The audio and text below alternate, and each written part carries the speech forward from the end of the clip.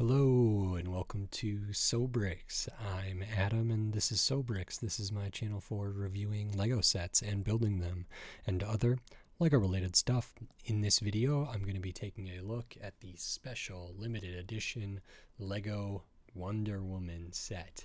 This is set number 77906. It has 255 pieces, and I think I paid around $25 for this set. Initially, this set was released as a San Diego Comic-Con exclusive. It was eventually re-released with pre-orders, and I don't know how many they sold. It's kind of a rare set potentially, but it is DC, it is licensed, it's kind of a diorama build, so I'm excited about that. I wasn't at San Diego Comic-Con and I didn't get this because I think this is 2019 or 2018 or something, and then it re-released in maybe 2020. I didn't get it at that time. I got it way later, kind of on a whim, where it seemed like a fair price and kind of an interesting set, and I've been holding on to it for quite some time now. I did buy it with a slightly damaged box. That didn't really matter to me because I was intending on building it, and now I think it's the time to crack into this. So excited. It might be a set people haven't seen before. I haven't seen much about this set out there, so that's really cool, and I'm excited to look at it. So in this video I'm going to open this up, I'm going to put this together, and then I'm going to share my thoughts on it. So while I build, I'll speed the video up and then I'll slow it back down to review this set. So until then, enjoy. Okay, so while we look at the build process for this Lego Comic-Con exclusive special limited edition diorama Lego Wonder Woman set, I just wanted to say thanks for watching and remind you, if you like this video, click the thumbs up. If you like my other videos, click the subscribe button. And then I wanted to talk about the build. So we start off with all three minifigures that are included in this set. Then we work on the base, and I talk about this in the full review, but the base reminded me of dioramas. It also reminded me a bit of the creator postcard sets, as well as maybe a hint of like architectural sets in there as well, like the skylines and different stuff.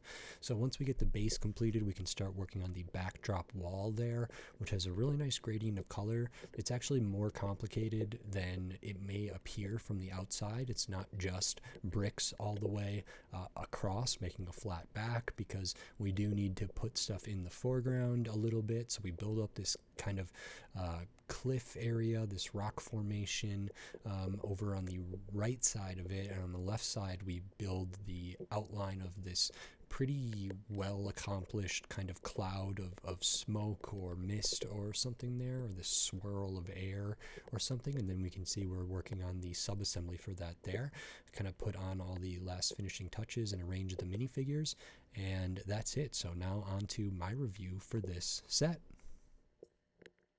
Okay, so this is the Lego DC Comic-Con exclusive special limited edition Wonder Woman set.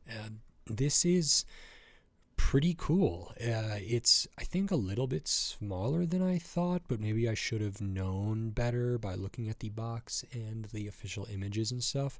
But I still really like this, and there's several reasons why, and I actually have another one of these San Diego Comic-Con exclusive sets from a different year that maybe I'll look at in the near future as well.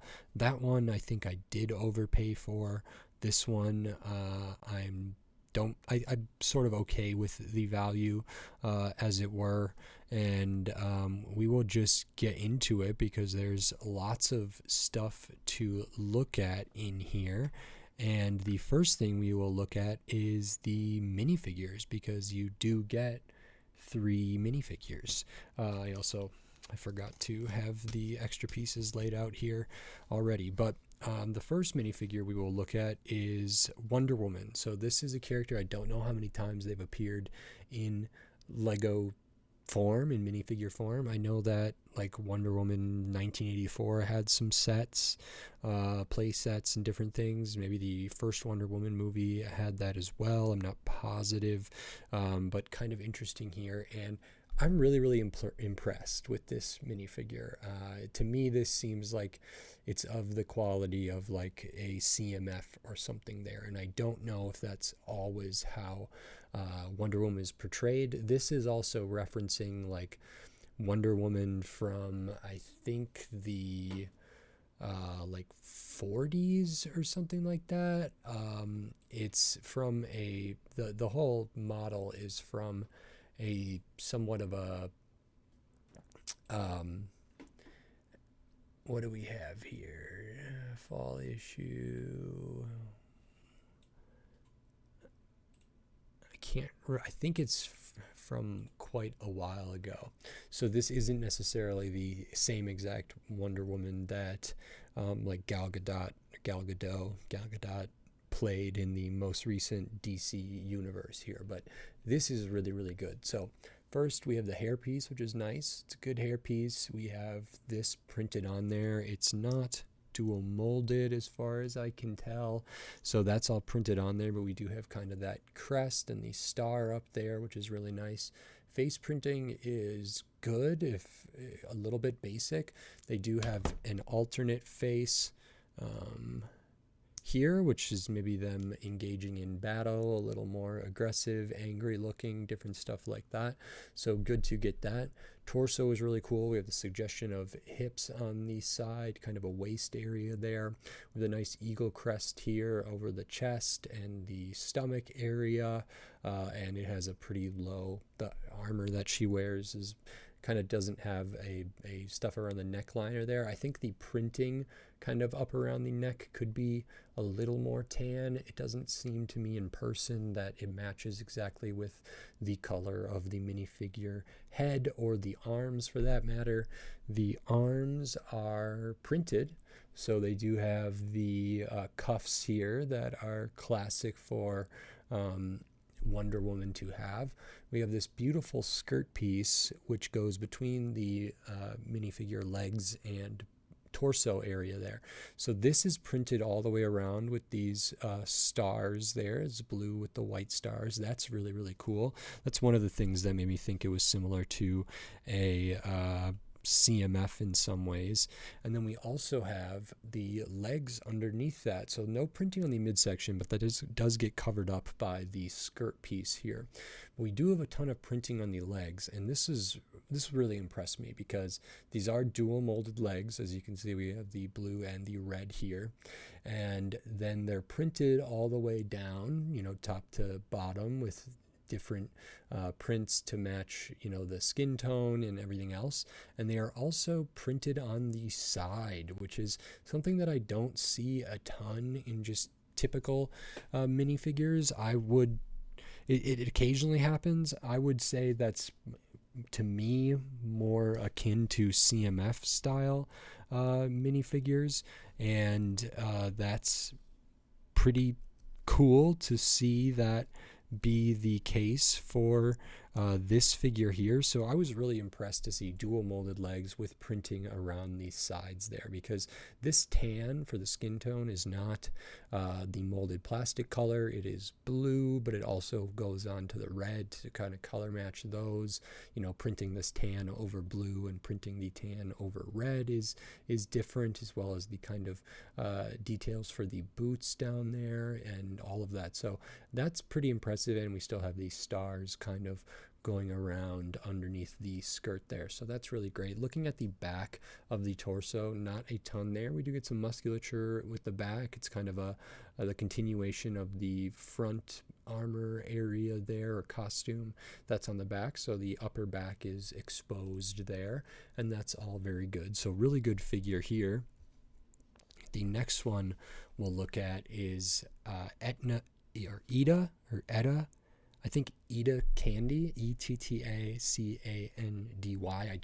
I don't know if this character's in any of the movies, but this is Wonder Woman's friend from the original run of comics, I believe. And this one's really basic. So hairpiece is fine, nothing too special. Face printing is fine. They look quite content there.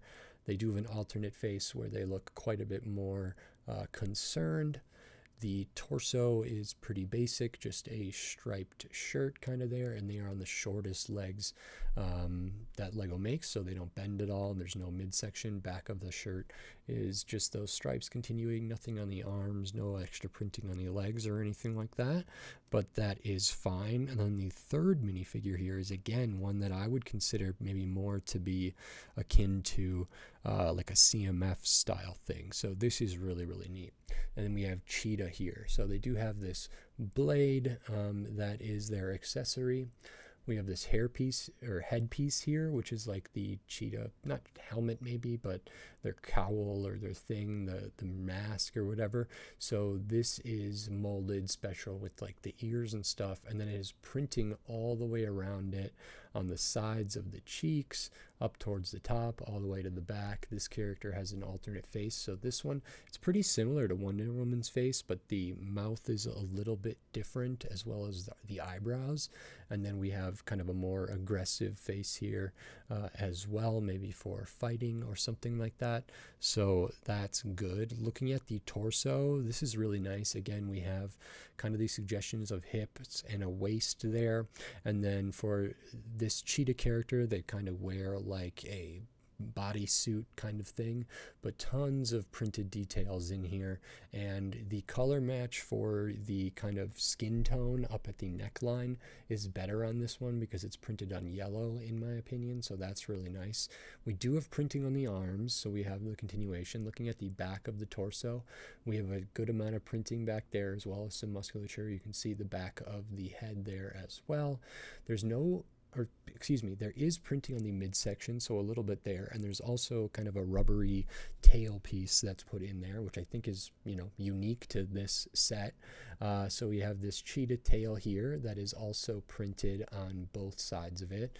Printing on the midsection, printing on the legs from the top in the middle down to the middle leg, knee area, and onto the feet. And again, this one has printing on the side of the legs as well.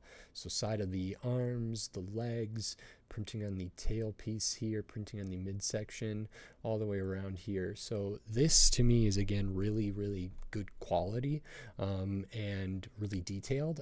I believe this one at least is exclusive to this set, but I'm not 100% positive. And if so, like they really did a good job with creating these minifigures, and overall I think the production work is pretty good for the most part, and I really like the design, and I like that they went as far as they did by printing on the arms, printing on the legs, printing on the tail piece here. And that's the same for Wonder Woman as well, like printing on the side of the legs, jewel molded legs, printing on the arms. All of that stuff is really, really good, and I really like this headpiece. It's nice, and they did get printing kind of all the way around that, so that's really, really great. So those are the three minifigures you get here.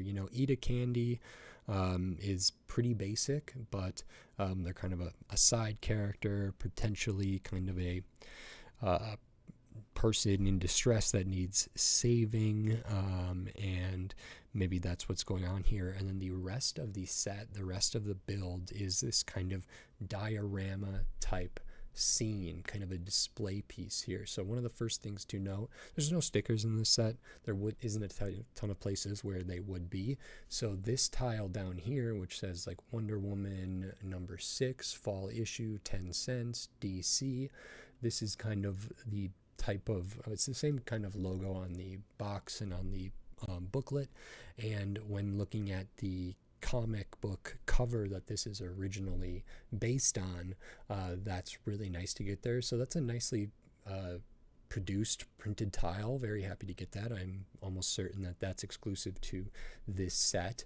And then we can kind of look at how this is built. So we use several of these 4x12, so then that makes this a 12x12 kind of base there, which is similar to other dioramas. It doesn't have a ton built up above it, but we do like tile out side, tile out the front, tile out most of this side, and then we start building kind of the grass area here, or this landscape area. There's a lot of studs visible there. I don't mind that at all. Lots of places to connect minifigures, and there's nice kind of subtle changes of terrain and elevation just in there, and I think it actually looks a lot more natural than I maybe would have thought. And then the rest of the build is kind of all in the backdrop here, which has this wall which reminds me of some of the like creator postcard things, and then we have this like rock formation kind of cliff area here. So this is really cool. You can see it kind of has this gradient effect of like stepping down in tone for like the darker blue here, kind of this middle blue and this light blue up top. You can see that you only see a little bit of that in here, but I think that makes the transition really, really clean and really kind of effective, and so I like that. It doesn't feel like it's as stark of a cutoff when looking at it from the front to me, just because so much of it is obscured, but I do really, really like that. While we're building up the back, a good portion of that is also taken up by this rock formation, so it's completely flat over here, completely flat on the back, so that does integrate with the backdrop wall. But then we do a lot of really nice techniques to kind of make this rock formation nice pieces. This piece is very nice and nicely used. There's some studs on the side stuff, brackets used in there, or studs not on top bricks, different things, and there's some good connections in there. I like the little parts that are somewhat different color. I like all the angles going up through here, all the little lines that this cuts. That's really, really cool. And then up top we have maybe like a little grassy patch up there, again with some studs visible so we can attach a character there. And then we build this kind of this white section here, which I thought was like clouds or something like that, but I think it's supposed to be kind of a cloud of smoke or something. And this is a really unique build. So we do build in some brackets in here to attach stuff to. You can also see there's maybe some stuff on the side to attach stuff to. And then we kind of build this as a sub-assembly. Actually, this part here, up to here, kind of the back element there, as well as the parts where these like curly Q architectural pieces, that's all built first, and then everything that's kind of on these plates in front of that is built at its own sub-assembly. This is really great as well. I love all of the kind of layers in here. It makes it feel very organic and very cool. So there's stuff that's like set further back than other things and just offset by a little bit. Lots of circles and overlapping circles, which really, really works for me. And then in the center of that, we actually have this hinge piece, which kind of curves off here, and we have that kind of built up. And then right here, there's a stud and a cheese wedge over here, and this is where a character could be attached and posed. So on like Cheetah could be put kind of like here on the booklet up on that way, so they're kind of like leaning over, coming out of that puff of smoke or mist or what a cloud or whatever that is, and that's really, really neat. So this is kind of where that character is on the booklet. Etta Candy kind of sits up top here on the top of the cliff, and then Wonder Woman can be down here some way, and the instructions, the official images kind of have them leaning back on one leg, and they're maybe engaging in some sort of battle or fight here to either rescue Etta, or maybe Etta's up there to have a bird's eye view of the scene that's going on down here. And that's kind of what the completed diorama looks like. So this is smaller than a lot of diorama sets in, for example, like the Star Wars line, but it does feel to me a little bit like architectural stuff. It does feel to me similar, maybe most, to those creator postcards that are like Japan and London and New York and Paris and all these different places.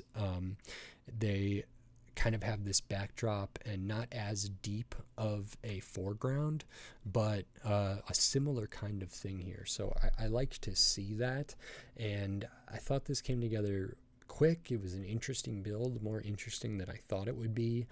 It's not particularly advanced necessarily, but there's good stuff going on in here. It looks pretty good from a lot of different angles. I mean, mostly from the front. Looking at it from the side like this isn't terrible, but front on, looking at it from this side I think is really good too. Obviously, like getting all the way over to his side, it maybe loses a bit of its dimensionality, loses a bit of its depth, and then we are confronted with the very flat back.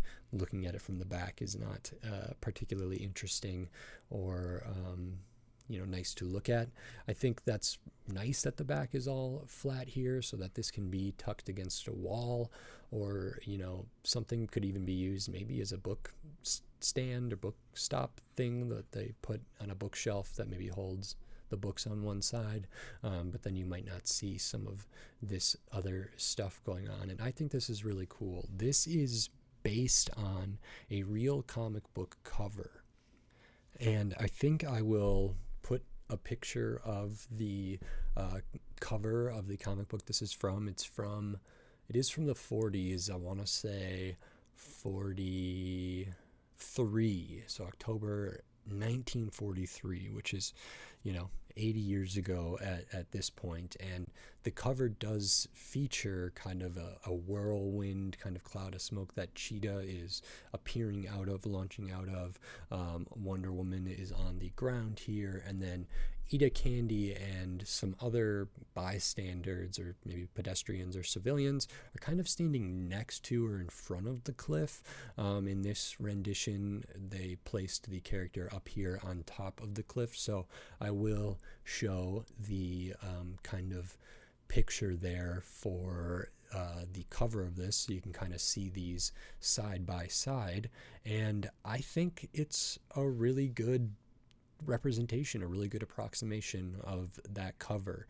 It's the cheetah's not in the exact kind of position that they're in on the cover, and the art style is quite a bit different, just because comic art has evolved a lot, but also like Lego-ified versions of these things are a little bit different as well. But I think the essence is clearly there, and if people are very familiar with their Wonder Woman comic book history, I'm assuming they might know what this is. It might be instantly recognizable, especially when in direct comparison to the original cover of that issue. I think most people looking at this will get it's Wonder Woman because it has the label, because this is pretty identifiable as Wonder Woman here. So I think it achieves a lot. Whether or not people know specifically which cover this is supposed to represent, they may not, but there's information on here that can be used to find that. So it does say number 6 fall issue, and 10 cents. And if you kind of search for those things on the internet, it's pretty simple to find what the reference image is for this. And so I think they did a really, really good job here. I will show the extra pieces because you do get some, not a ton. I'm not going to take them out of the bag this time. We do get an extra of the blade for Cheetah's kind of weapon there, or accessory, 1x1s, studs, tiles, plates, cheese wedges, cheese slopes, all different stuff in there. So those are the extra pieces. And this set is 255 pieces, and I paid $25 for this set. I think this was eventually available on shelves, maybe just at Walmart, maybe just for a limited period of time. Maybe it was just a pre-order thing. It might have been on the Lego Group Shop at Home website, pre-order only. I'm not 100% positive on that. It seems like the retail price for Lego was $40. I did not get this at Comic-Con. I'm assuming its price at Comic-Con in San Diego for this year was probably $40. I don't think this was just given to people. I could be wrong about that, but I'm not 100% sure.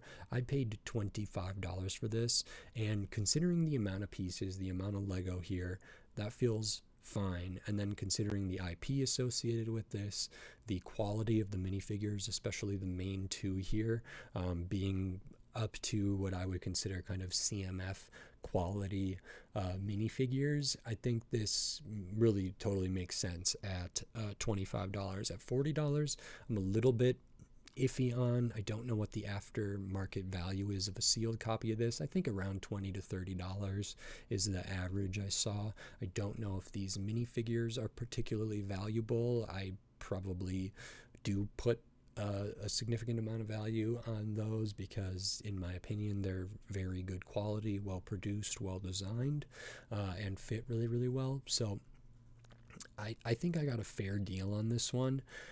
The other kind of San Diego Comic-Con exclusive sort of diorama set that I have, I believe I severely overpaid for, and if I do open that and make a video about it, I'll kind of talk about that there, because that is one of the things. And but for this one, in this case, I think $25 is a super fair price. $40, even if it was in 2018 or whatever, feels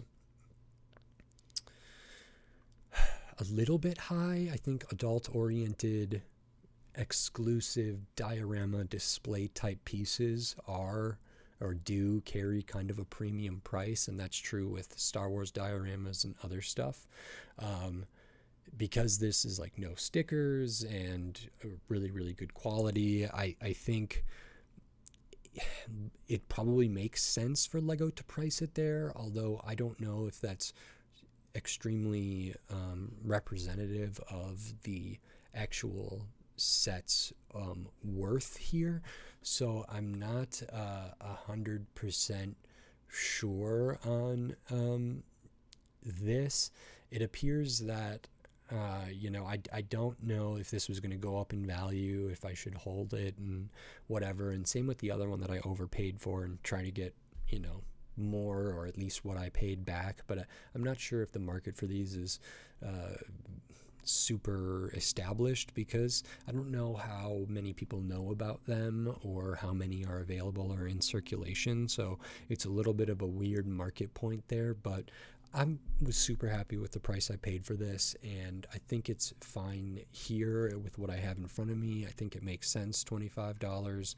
$40 seems like a little bit steep to me, but the aftermarket price seems to have sort of leveled out with what I would assume or what I would want this set to be priced at. So this is a really cool display piece. I really had a fun time opening this up and putting this together. Very impressed with the minifigures, and I was debating keeping this sealed for a lot longer, and I don't regret opening it at all. I had a blast with it. I had really a lot of fun building it and talking about it here in the video, so that's always a great thing, and I really like it. So I think that's it. If you like this video, please click the thumbs up and give it a like, and if you like my other videos, click the subscribe button down below so you can stay up to date on all the Lego videos I'll be doing here in the future, including more DC, more probably San Diego Comic-Con exclusive sets, maybe more Wonder Woman sets, but then tons of other sets from all different themes, all different shape, size, price point, piece count, tons of different stuff. So subscribe so you don't miss those upcoming videos. We're on the road to 1,000 subscribers, and we're getting very close. And then once we hit that milestone, I'll kind of put out a video that's announcing, kind of what I'm going to do to celebrate and to give back to people that have watched and subscribed and all of that stuff. So excited about that. That is if we get to that milestone. And then if you wanted to support this channel in a different way by giving me money to support the channel and support my videos, you can do that here on YouTube with membership supers and thanks, and with the Patreon. It's in the video description on my channel page, patreon.com/sobricks. So like I said, those are options to give me money for the videos that I make. It'll all go back into allowing me to continue doing this. It's not necessary, it's not needed, but I did want the options available out there, as hopefully this channel continues to grow, and maybe some people were willing to give me a couple dollars or something, and I wanted them to be able to do that if they were so inclined. So those options are available, and thank you very much. It is appreciated. It does help me a lot. And with all that said, until next time, thanks. Bye.